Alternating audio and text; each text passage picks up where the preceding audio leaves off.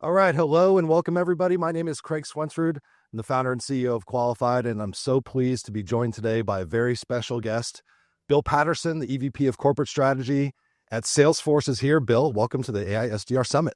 Craig, thank you for having me. Great to be here with you. Yeah, it's so great to have you. So in the next 20 minutes, as we kind of lead off in this keynote, we're going to discuss the state of the union and how digital labor is entering the workforce in 2025. Obviously, something that Salesforce has a strong perspective on. You know, you guys have been a pioneer in AI technology for over a decade. I think it was 2014 that you first introduced Einstein and predictive artificial intelligence within the enterprise. So can you give us some perspective on kind of the waves of enterprise AI that Salesforce has predicted, and where are we at right now with agentic AI? I love to think about, kind of the purpose and mission of Salesforce and why sort of AI sort of meant so much to our customers to bring it into that everyday application experience. Like our heritage has always been about making the job easier for sellers, for service professionals, for marketers. And so even back to our core, Salesforce automation was really about how to make this around an easier experience. And so back in 2013, 2014, we brought in Einstein. Einstein was really about bringing AI into the flow of work, but the kind of AI that we're talking about there was using the power of machine learning and predictive intelligence to really get data to then forecast, kind of what to do next and sort of an everyday kind of experience. And then we sort of saw this generative movement happen, right? What ChatGPT brought into the world and what we kind of saw around sort of the transformer model sort of entering into space. This is where you now start to see like the AI can work really on behalf and start to generate value really as I sort of use it. And so that co-pilot era that we really saw really around 2 years ago was how kind of productivity started to like create value in the moments of interactions. And I think then we started to now like think, going beyond just sort of like human in the loop kind of technology, how do we start using agents that can really work with users on behalf of users and then sort of make just sort of work transform altogether? That's kind of the era that we're in right now. And I think this sort of mission between the predictive era, the generative era, the agentic era, that's where a lot of organizations sort of find themselves today. I think all of this is in grand spirit of, kind of going to a world of AGI, which I think is in 2019, we thought that was like 80 years into the future. Right. We think that's going to happen faster now, right? And so I think this is going to be a great case where all of this great technology to serve businesses to really help them perform better. I think that's been what excites us so much about this moment. Well, it is incredibly exciting on the road to AGI. I mean, you guys have really been at the forefront with predictive and generative and co-pilots. And now, as you say, we're squarely in this world of autonomous agents and agentic AI. I think that's the term of the year. So here we are in 2025, and we're talking about digital labor, right? So Mark Benioff, CEO of Salesforce, has stated, this is the last generation of CEOs that's going to manage a purely human workforce. So here we are, we got a digital workforce coming in to work alongside the human workforce. How do you envision that actually happens? What does that collaborative future sort of look like where humans and AI are working side by side? Yeah, I think it's such a great question, and I think it comes up in every single one of my customer engagements I had today, which is, what does that sort of look like? And I think at this time, it really puts businesses back to the foundations of kind of their values. And for us at Salesforce, trust, just like in your organization, Craig, trust is our number one value. And so you have to be able to trust that agents are going to do, kind of work well with humans and work well on, to actually get the job done that we do. We can't have it hallucinating, especially in a world of customer relationships. Can't have it hallucinating sort of responses if that's actually not how the business is choosing to operate, for themselves. And so trust is sort of at the foundation of all of this digital labor movement. And I do think our two organizations really speak to that quite well for the companies that we kind of work with. I do think, really that the collaborative style of what agents are really becoming are really putting a new trust equation to really make sure that as a user, I'm getting value from that. I work with 80 something agents here at Salesforce. I have a sales agent, I have a research agent, I have a competitor agent that are all kind of working to give me great insights. And it's just making sure that data is not only trusted, but it's also really helping me in the moment I need it to get a task done around my job.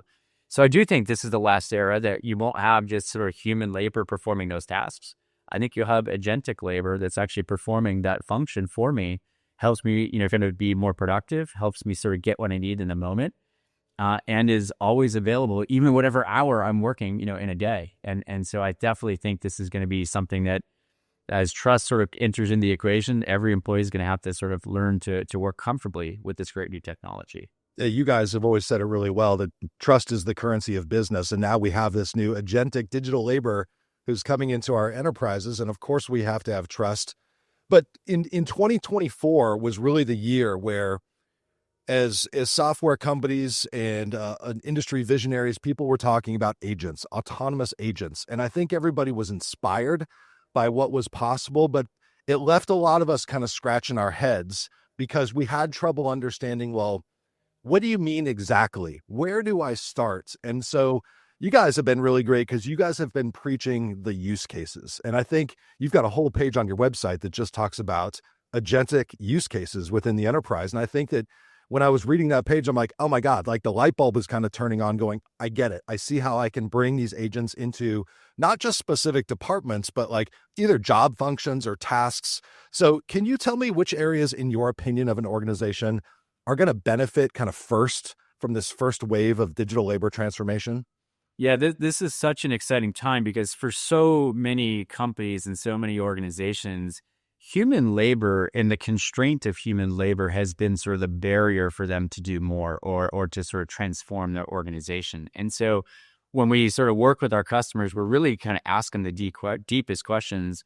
Where do you find the biggest amount of constraint? And where do you find constraint today to always be available for your customers, always be available for, kind of service use cases, sales use cases, et cetera. So let me give you a few. Customer service is one of the best places where agents can sort of, kind of operationalize more elastic engagement for your company. And we've always sort of seen customer service utilize technologies for things like deflection and sort of, instead of having to take a phone call, maybe I can answer that question through a website metaphor. Well, now it's not about deflection in customer service. It's about really enriching that engagement. So not only do I answer your question, how do I curate that into now an area to make you aware of what else we can sort of add value to? And that's what agents really do well, is understand not just your intent to solve the question that you asked, but also to know the relationship with that customer to sort of invoke more time and time on site with the customer you're serving. Commerce, another great use case. Not just sort of help me buy a product today, but also make me available what else is in your inventory that I might have interest in. And so that's why, things like, areas that are not just sort of about like the one and done interaction anymore, using these agentic experiences to sort of pull you into new funnels of engagement and new funnels of opportunity are immensely, powerful. And then finally, what you guys do, the whole area of sales development and business development, really using the power of information and through a curated sort of interaction model to pull you into that funnel. What an immense opportunity for us to use the power of like great innovation like you're creating and platforms like Salesforce to back that solution to help you kind of sell more effectively. And sell more, no matter what time of day or what kind of region that you're kind of doing business in. These agents are just so powerful in that regard. I think that use cases are where it's at right now because that's how people tend to understand what the agents can do. I love that you're focused on customer service. That was the first use case you said, because you're right. In these call centers, traditionally, it was about deflecting away from humans, right? And so it was like, nope, don't call the call center. Go on the website and figure it out. And what did we all do in that phone tree? We were screamed into the phone, human, right? But now it's going to be like, no, they're not going to try to deflect. They're going to try to like funnel that to agents because the agent can perform this ability as well, or in many cases better than a human at a cost that's far superior. So that's a killer use case. Commerce, as you said, I think is a great use case, but we're here at the AI SDR Summit. And I think this is obviously another great use case, pipeline generation for companies in the form of sales development. So let's go a little bit deeper on kind of the AI SDR agent movement. And, given your role, you're the EVP of corporate strategy at Salesforce. You're super in tune with the needs of a go-to-market organization. I think that goes without saying. You mentioned that SDRs are a natural place for digital labor to kind of come into the enterprise. Like, What is it specifically, in your opinion, about this role that makes it more ideal as a place to start with digital labor and AI agents versus maybe, obviously, customer support is obvious. This one is obvious, but what is it about kind of this function that makes it so obvious relative to others? I think for many organizations, let's say, kind of how it used to be. I'm always sort of like at this from to kind of shift way of thinking, but how it used to be is the SDR function was oftentimes sort of the first, kind of job a sales professional might take within an organization. And it's often sometimes the cheapest labor like pool that you have in sort of your sales organization at large. And that's how a lot of organizations have sort of planned to build their sales team is how do I bring kind of my new energy and this new sort of employee base into that function. What I think is sort of really fascinating is now organizations are actually finding kind of digital SDRs to be more effective ways of selling and actually more effective ways of sort of curating the funnel and bringing you through that funnel with velocity, bringing you through that with more predictability and not having sort of that cherry picking moment because these digital labor and digital workers can actually handle more volume than humans can in an 8-hour workday, right? And so 40% of leads today in most organizations actually go untouched completely because there's just not enough hours in the day for you to try and make that outbound call and outbound outreach and outbound sort of email to go out, from an interaction flow. So what used to be sort of like the cheapest way to sort of like curate the funnel is actually in a digital way now becoming a more effective way to drive the funnel. And I think that now what organizations, who are approaching it only from a labor economic standpoint, where they want to hire cheaper labor, are actually saying, you know what, it's actually more important for me to think about more effective labor here. And so I think this is sort of the kind of thing that, again, sales teams are going to completely remake the complexion of the organization where all of that function is like really digitally enabled. That what gets through the actual funnel and is more qualified, if you will, does need now more of a human touch so that you can now have that assistance with the actual, kind of reps that maybe come out and visit you on site. It's a complete way to kind of change the velocity of a selling force. And I'm so excited that I think you guys are taking a pioneering role to help with that thesis, to help marketers and sales teams, become more effective with each other. I think you like hit the nail on the head. It's an obvious place to be more effective and an easy place to start. So a human SDR team, you mentioned they're kind of like at the beginning of their journey on, to become a sales professional. But when you add up a team of human SDRs, it's often hundreds of thousands, if not millions of dollars. But let's say that's not the primary issue, which of course we know cost is always an issue. Capacity is always a concern.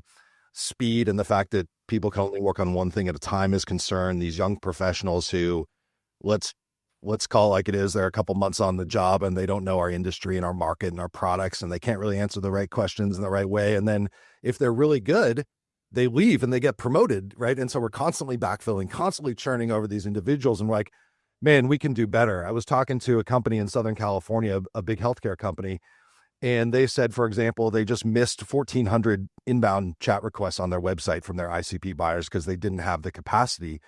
And then there was a great story of CMOs from Dreamforce who are like, I can't get my team to follow up with the Dreamforce leads. And we're like, why?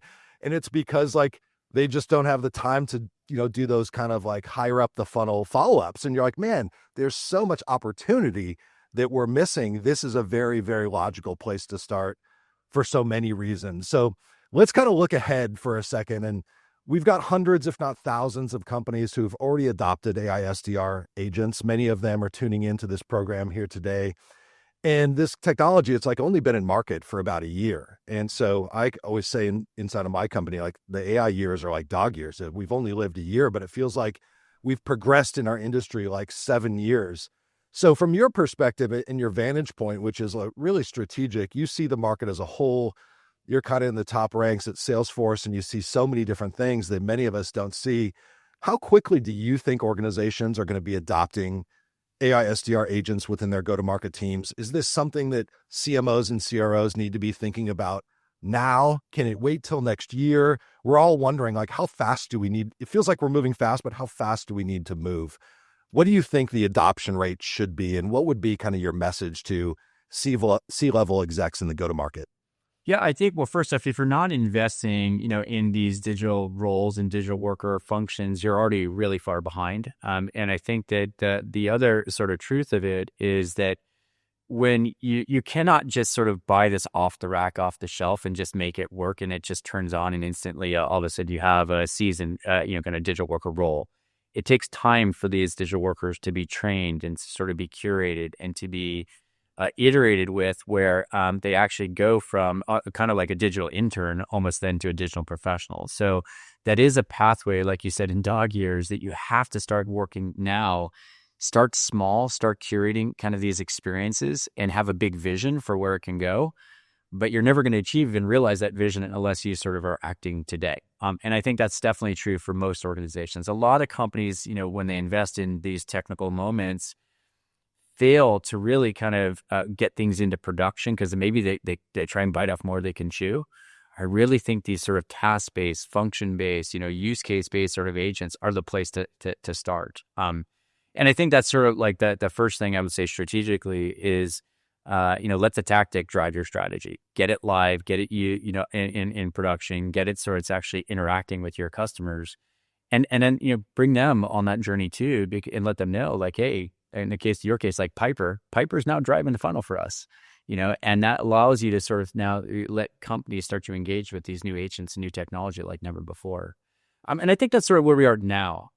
What I do think, a lot of CEOs need to sort of understand is it goes back to something we were just talking about, Craig, where labor pools are not getting bigger; they're actually getting smaller. It's really hard to find, qualified professionals to perform these tasks, and so where organizations sort of have to start thinking about the complexion of their workforces into the future is one where what is going to be human bound, and what is going to now be digitally, sort of driven.